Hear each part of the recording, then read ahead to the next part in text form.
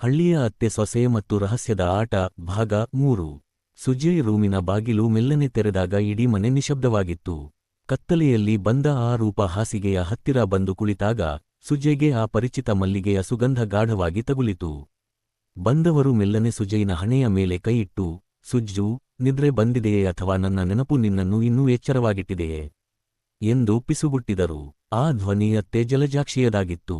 ಅತ್ತೆ ತನ್ನ ಕೈಗಳನ್ನು ಸುಜಯ್ನ ಕಟ್ಟುಮಸ್ತಾದ ಎದೆಯ ಮೇಲೆ ಸವರುತ್ತಾ, 4 ವರ್ಷಗಳ ಹಿಂದೆ ನೀನು ಸಣ್ಣವನಿದ್ದೆ, ಆದರೆ ಈಗ ಪೂರ್ಣಗಂಡಸಾಗಿದ್ದೀಯಾ. ನಿನ್ನ ಈ ಬದಲಾವಣೆ ನನಗೆ ತುಂಬಾ ಇಷ್ಟವಾಯಿತು ಎಂದು ಅವನ ಕಿವಿಯಲ್ಲಿ ತುಂಟತನದಿಂದ ಹೇಳಿದರು. ಅತ್ತೆಯ ಆ ಬೆಚ್ಚನೆಯ ಸ್ಪರ್ಶ ಸುಜಯ್ನ ಶರೀರದಲ್ಲಿ ಹೊಸ ಸಂಚಲನವನ್ನು ಉಂಟುಮಾಡಿತು. ಅತ್ತೆ ಜಲಜಾಕ್ಷಿ ಅವನ ಹತ್ತಿರ ಇನ್ನೂ ಸನಿಹಕ್ಕೆ ಬಂದು, ರೇವತಿ ನಿನಗೆ ಪಾನಕ ಕೊಟ್ಟು ನಿನ್ನ ಮನ ಗೆಲ್ಲಲು ನೋಡುತ್ತಿದ್ದಳು, ಆದರೆ ಈ ಅತ್ತೆಯ ಹತ್ತಿರ ನಿನಗೆ ಬೇಕಾದ ಅಸಲಿ ಸತ್ಕಾರವಿದೆ ಎಂದು ಅವಳಿಗೆ ತಿಳಿದಿಲ್ಲ ಎಂದು ನಗುತ್ತಾ ಸುಜಯ್ನನ್ನು ಬಿಗಿಯಾಗಿ ಅಪ್ಪಿಕೊಂಡರು. ಅತ್ತೆಯ ಆ ತಬ್ಬುಗೆಯಲ್ಲಿ ಒಂದು ರೀತಿಯ ಅಧಿಕಾರ ಮತ್ತು ಪ್ರೀತಿ ಎರಡೂ ಇತ್ತು. ಸುಜಯ್ ಏನೋ ಹೇಳಲು ಹೋದಾಗ ಅತ್ತೆ ಅವನ ತುಟಿಯ ಮೇಲೆ ಬೆರಳಿಟ್ಟು, ಈಗ ಮಾತು ಬೇಡ ಸುಜ್ಜು, ಕೇವಲ ಈ ಕ್ಷಣದ ಆಪ್ತತೆ ಮಾತ್ರ ಇರಲಿ ಎಂದು ಅವನನ್ನು ತನ್ನ ಬಾಹುಬಂಧನದಲ್ಲಿ ಸೆರೆಹಿಡಿದರು. ಆ ರಾತ್ರಿ ಅತ್ತೆ ಮತ್ತು ಸುಜಯ್ ನಡುವೆ ಹಳೆಯ ನೆನಪುಗಳು ಮತ್ತೆ ಜೀವ ಪಡೆದುಕೊಂಡವು. ಆದರೆ ಈ ರಹಸ್ಯದ ಆಟ ಕೇವಲ ಇವರಿಬ್ಬರಿಗೆ ಸೀಮಿತವಾಗಿರಲಿಲ್ಲ. ರೂಮಿನ ಕಿಟಕಿಯ ಹೊರಗೆ ಒಂದು ನೆರಳು ಮೆಲ್ಲನೆ ಸರಿಯಿತು. ಅದು ಸೊಸೆ ರೇವತಿ. ಅವಳು ಅತ್ತೆ ಸುಜಯ್ ರೂಮಿಗೆ ಹೋಗುವುದನ್ನು ಮೊದಲೇ ಗಮನಿಸಿದ್ದಳು. ರೇವತಿ ಮನಸ್ಸಿನಲ್ಲೇ, ಅತ್ತೆ, ನೀವು ನಿಮ್ಮ ಅನುಭವದಿಂದ ಅವನನ್ನು ಸೆಳೆಯಬಹುದು, ಆದರೆ ನಾಳೆ ಬೆಳಿಗ್ಗೆ ನಾನು ನಡೆಸುವ ಆಟದ ಮುಂದೆ ನಿಮ್ಮ ಈ ರಾತ್ರಿಯ ಸಾಹಸ ಮರೆಯಾಗುತ್ತದೆ ಎಂದು ಅಂದುಕೊಂಡು ಅಲ್ಲಿಂದ ಸರಿದಳು. ಅತ್ತೆ ಮತ್ತು ಸೊಸೆಯ ನಡುವಿನ ಈ ಪೈಪೋಟಿ ಈಗ ಅಪಾಯಕಾರಿ ಮತ್ತು ಹೆಚ್ಚು ರೋಚಕವಾದ ಹಂತಕ್ಕೆ ತಲುಪಿತ್ತು.